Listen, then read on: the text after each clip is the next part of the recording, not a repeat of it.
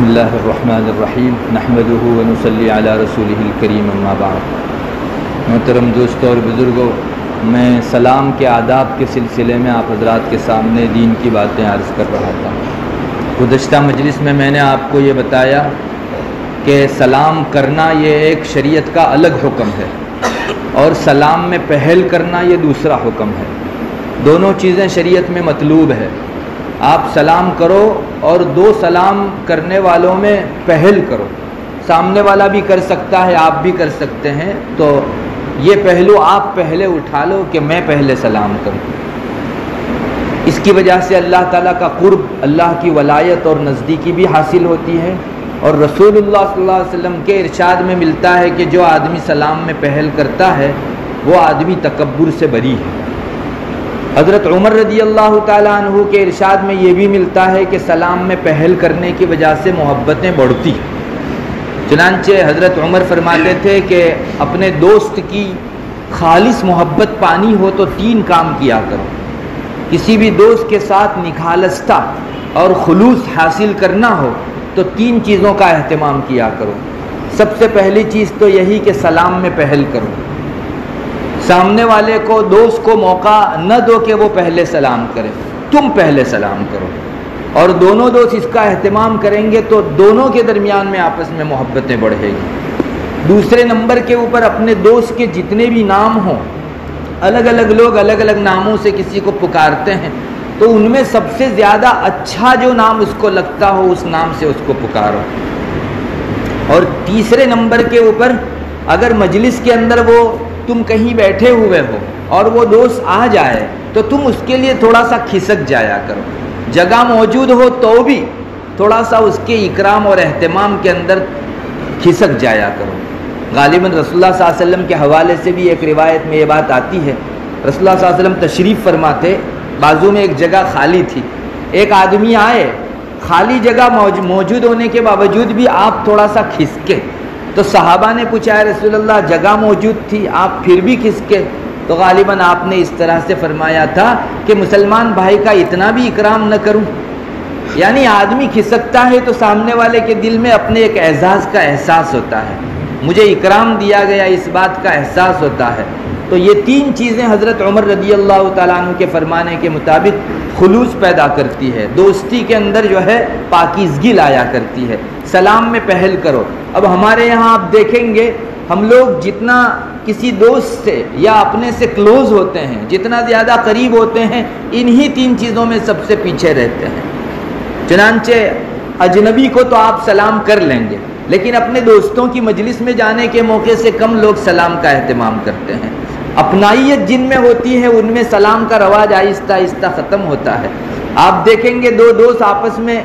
Mobile کے اوپر کال بھی کریں گے تو وہاں ہیلو سے افتتاح کریں گے، جبکہ کسی اور اجنبی کو وہ بات کرے گا تو پہلے السلام علیکم مروت میں ہی صحیح ایک مرتبہ بولے گا۔ تو حضرت عمر رضی اللہ تعالیٰ عنہ تو فرماتے ہیں کہ یہ چیز محبت میں اضافہ کرتی ہے کہ آپ سلام کرو اور سلام میں پہل کرو۔ ہمارے یہاں سلام ہی غائب ہے دوستوں کے درمیان، اور سلام میں پہل تو بہت دور کی بات ہوئی۔ دوسرے نمبر پر اپنا جتنا قریبی دوست ہوتا ہے اس کو برے سے برے نام سے پکارنے کا رواج ہے۔ کسی دوسرے کو تو آپ اہتمام سے پکار لیں گے، انسانیت کے ناطے ہی صحیح کچھ اچھا نام اپنی طرف سے منتخب کر کے بھی بول دیں گے، لیکن اس دوست کو جتنا برا نام ہے اس سے پکاریں گے، تو پھر اگر ہماری دوستی میں خلوص نہیں رہتا تو کسی اور کو شکایت کرنے کی ضرورت نہیں۔ آپ نے وہ اسباب ہی نہیں اپنائے جس سے دوستی میں خلوص آتا تھا۔ اسی طرح اوروں کے لیے تو آدمی اکرام کا اہتمام کرتا ہے، کھسکتا ہے مجلس میں، لیکن اپنے دوست کے لیے اس طرح کے اکرام کا اہتمام نہیں کرتا، جبکہ دوستی میں خلوص پیدا کرنے کے یہ اسباب حضرت عمر رضی اللہ تعالیٰ عنہ نے ارشاد فرمائے ہیں۔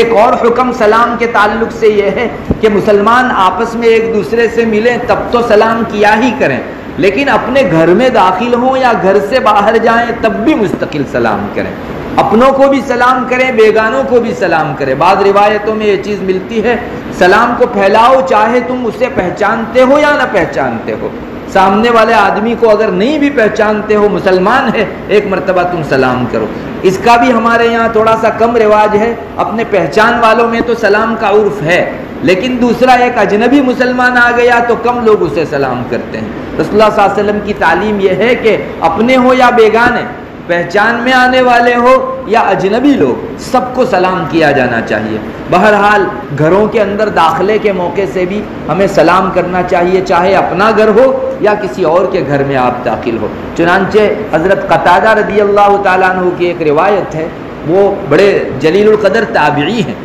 وہ روایت کرتے ہیں نبی اکرم صلی اللہ علیہ وسلم کا اس طرح کا ارشاد: جب تم اپنے گھر میں داخل ہو تو سلام کر کے داخل ہو، اور اپنے گھر والوں کو الوداع کہو، باہر جا رہے ہو، رخصت ہو رہے ہو، چاہے کسی سفر پر ہو یا کسی کام کاج کے لیے، تو بھی ان کو السلام علیکم ورحمۃ اللہ وبرکاتہ کہہ کر الوداع کرو۔ اپنے گھروں کے اندر بھی داخلے کے موقع سے سلام، یہ قرآن کی بھی تعلیم ہے اور حدیث شریف کی بھی تعلیم ہے۔ قرآن کریم میں ہے وَإِذَا حُيِّيتُم بِتَحِيَّةٍ فَحَيُّوا بِأَحْسَنَ مِنْهَا أَوْ رُدُّوهَا، اور ایک جگہ قرآن کریم کہتا ہے یا ایھا الذین آمنوا لا تدخلوا بیوتا غیر بیوتکم حتی تستأنسوا وتسلموا علی اہلها، اپنے گھروں کے علاوہ دوسروں کے گھروں کے اندر بھی تمہارا داخلہ ہو تو گھر میں داخل ہونے کے موقع سے دو کام کیا کرو، ایک تو پہلے انس دے دیا کرو کہ میں آ رہا ہوں، اور دوسرے نمبر کے اوپر سلام کر لیا کرو۔ گھر والوں کو سلام کرنا یہ ان کا حق ہے،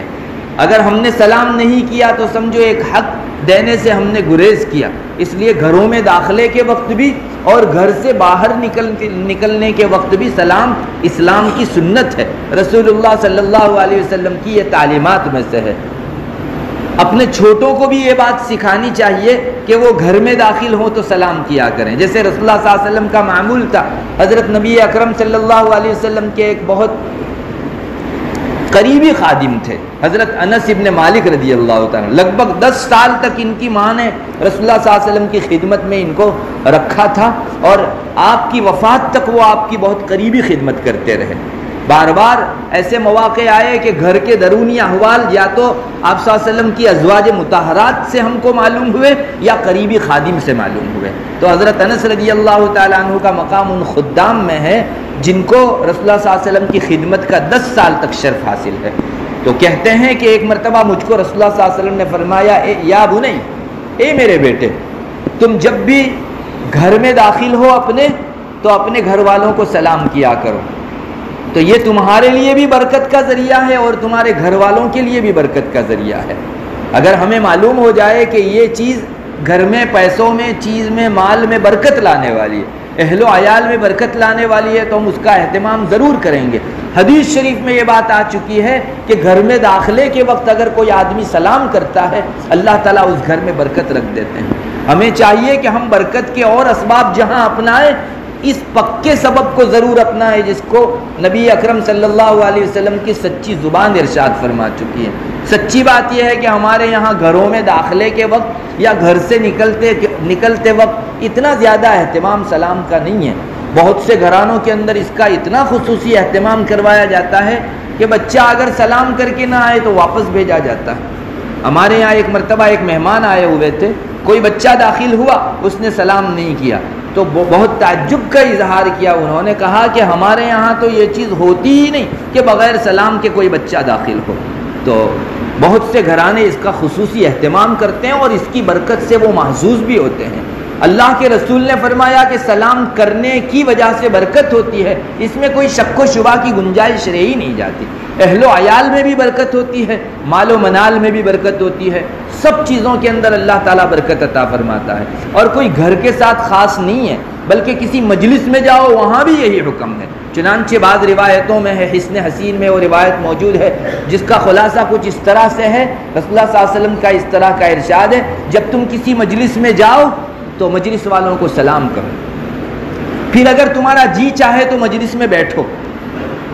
اور جب واپس رخصت ہو تو مجلس سے رخصتی کے موقع پر بھی سلام کر کے نکلو۔ حالانکہ ابھی آیا تھا، بہت مختصر دیر بیٹھا مجلس کے اندر اور ابھی واپس جانا ہے، لیکن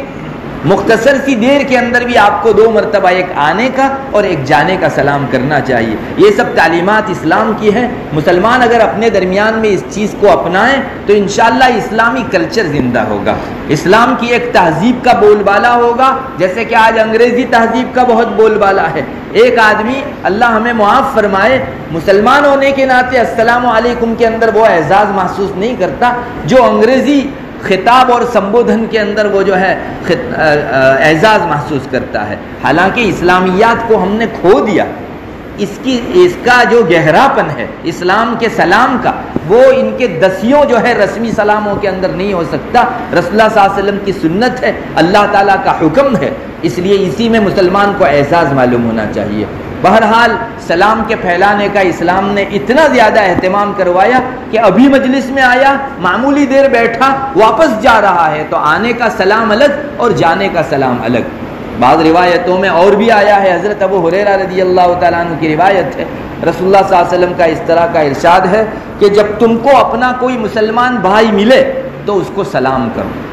پھر تم جدا ہو گئے اور ایک دیوار کے فاصلے کے بعد واپس ملے، یا ایک درخت کے فاصلے کے بعد واپس ملے، یا کسی پتھر اور چٹان کے فاصلے کے بعد پھر ملاقات ہوئی تو اب بھی سلام کیا، دیوار کے بعد واپس ملے تو پھر سلام کرو، درخت کے بعد واپس ملے تو پھر سلام کرو، چٹان یا پتھر بڑا بیچ میں پڑا ہوا ہو اور اس کے بعد پھر ملاقات ہوئی تو 2 منٹ کی بات ہے، لیکن بار بار سلام کیا کرو، اس لیے کہ اسلامی تہذیب معاشرے میں جتنی پھیلے گی اتنی ہی زندہ ہوگی اور لوگوں کے دلوں میں اس کی ایک اہمیت بیٹھے گی۔ میں اس سے پہلے وہ واقعہ آپ کو سنا کر آیا، صحابہ کا تو بہت عجیب حال تھا۔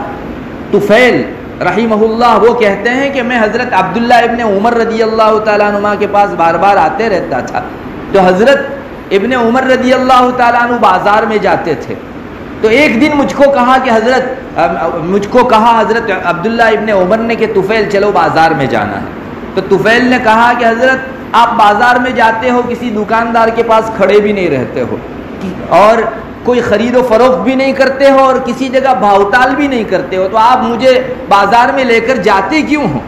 تو حضرت عبداللہ ابن عمر رضی اللہ تعالیٰ عنہ کا جواب سنیے، فرمایا میں مسلمانوں کو ملنے کے موقع سے سلام کرنے کی نیت سے بازار جاتا ہوں، کوئی خریدنے کا مقصد نہیں، جتنے مسلمان ملیں گے ان سب مسلمانوں کو میں سلام کروں گا۔ یہ حضرت عبداللہ ابن عمر کی اتباع تھی۔ صحابہ اگر بہت بلند مقام ہے تو صرف صحابیت کی وجہ سے نہیں ہے، ان کا صحابہ پن بھی ہے اور ساتھ میں اتباع بھی ہے۔ امت عاجز ہے، میں تو اسی لفظ کو استعمال کروں گا، صحابہ جیسی اتباع کرنے سے امت عاجز ہے۔ انہوں نے اپنا سب کچھ نچوڑ کر اتباع کے حوالے کر دیا تھا، سمجھ میں آئے نہ آئے پیروی کرنی ہے۔ اللہ کے رسول صلی اللہ علیہ وسلم کا ایک مرتبہ ارشاد آ گیا، پوری دنیا مل کر صحابہ جیسی اتباع نہیں لا سکتی، لیکن جو جتنا اتباع میں آگے بڑھا ہوا ہے وہ صحابہ سے قریب اور رسول اللہ صلی اللہ علیہ وسلم سے قریب۔ کیا ٹھکانہ ہے اس اتباع کا کہ محض اس بنیاد پر بازار میں جا رہے ہیں کہ مسلمان زیادہ ملیں گے مجھے زیادہ سلام کرنے کا موقع ملے گا۔ اور ہمارے بعض صوفیہ باقاعدہ بازار کے اندر اپنی مجلس ذکر کی لگاتے تھے۔ ملا علی قاری نے لکھا ہے کہ بعض نقشبندی بزرگ جو تھے وہ بازار کے اندر مجلس لگاتے تھے اور اسی نیت سے کہ غافلوں کے درمیان میں اللہ کا ذکر یہ زیادہ اہمیت رکھنے والی چیز ہے۔ بازار میں سب لوگ اپنی مستی میں مست ہیں، ہر ایک کوئی بیچنے میں کوئی خریدنے میں، ایسوں کے بیچ اگر اللہ کا نام زندہ کیا جائے، السلام علیکم اور وعلیکم السلام کی فضا تیار کی جائے، یہ جگر گردے کی بات ہے، اس لیے اس کا ثواب اور اجر بھی بہت زیادہ رکھا گیا ہے۔ اور یہیں سے یہ بھی معلوم ہو گیا کہ وہ جو روایت میں آتا ہے کوئی آدمی بازار جائے اور یہ کلمہ پڑھے لا الہ الا اللہ وحدہ لا شریک لہ لہ الملک ولہ الحمد یحیی ویمیت وہو حی لا یموت بیدہ الخیر وہو علی کل شیء قدیر، بس اتنا بازار کے اندر پڑھے گا۔ رسول اللہ صلی اللہ علیہ وسلم نے فرمایا اس کے لیے 10 لاکھ نیکیاں لکھی جاتی ہیں اتنا پڑھنے کے اوپر، اور 10 لاکھ گناہ اس کے معاف ہو جاتے ہیں اور 10 لاکھ درجے بلند ہوتے ہیں۔ یہ ملا علی قاری نے روایت بیان فرمائی ہے۔ بازار میں اسی وجہ سے انہوں نے لکھا ہے کہ اصل میں اللہ تعالیٰ کی ہر گھڑی مومنوں کے اوپر رحمت اور سب کے اوپر رحمت برستی رہتی ہے، تو جو آدمی اللہ کی یاد میں ہو اس پر تو وہ رحمت آتی ہے، اور جو غافل ہو اس پر سے ہٹ جاتی ہے، اور وہاں سے ہٹ کے جو یاد کر رہا تھا دوسرے کا حصہ بھی اس کو مل جاتا ہے۔ تو بازار میں اتنی بڑی جمعیت جو اللہ کے ذکر سے غافل ہو، اگر آپ یہ ذکر کریں گے تو سب کی رحمت لوٹ کر آپ کو مل جائے گی۔ یہ بھی ایک فلسفہ ذکر کیا جاتا ہے کہ غافلوں کے درمیان میں، جو لوگ اللہ کے ذکر میں نہیں ہیں، ان کے درمیان میں ذکر کی اہمیت تنہا اور خلوت میں ذکر کرنے کے مقابل بڑھ جاتی ہے۔ بعض روایتوں میں یہ بھی آتا ہے کہ کوئی آدمی غافلوں کے درمیان میں بازار وغیرہ کے اندر اللہ کا ذکر کرے تو وہ ایسا ہے جیسے لشکر لڑ رہا تھا مسلمانوں کا اور سب پھر بھاگنے لگے، اور یہ آدمی لشکر کے اندر وہیں اپنے میدان کے اندر جمع اللہ کے خاطر لڑ رہا ہو۔ تو فرار اختیار کرنے والوں کے درمیان میں صبر کرنے والے کا جتنا بڑا مقام ہے، غافلوں کے بیچ اللہ کا ذکر کرنے والے کا اتنا بڑا مقام ہے۔ ہمیں چاہیے کہ اپنوں میں، دوسروں میں، بازاروں میں، گھروں کے اندر، مجلسوں میں، سب جگہ سلام کا زیادہ سے زیادہ رواج ڈالیں، اور ایک مسلمان کو گڈ مارننگ، گڈ ایوننگ کے بجائے السلام علیکم میں زیادہ عزت محسوس ہونی چاہیے۔ ہماری آنکھیں الٹی ہو گئی ہیں اور ہمارے معیارات معکوس ہو گئے ہیں، اس وجہ سے آج ہم کو اس میں زیادہ اعزاز معلوم ہوتا ہے۔ ہمیں چاہیے کہ السلام علیکم کو اس طرح سے چپکے رہیں جس طرح یہ ہماری ذاتی تہذیب ہے اور ہمارے بدن کا ایک حصہ ہے۔ اللہ تبارک و تعالی عمل کی توفیق عطا فرمائے۔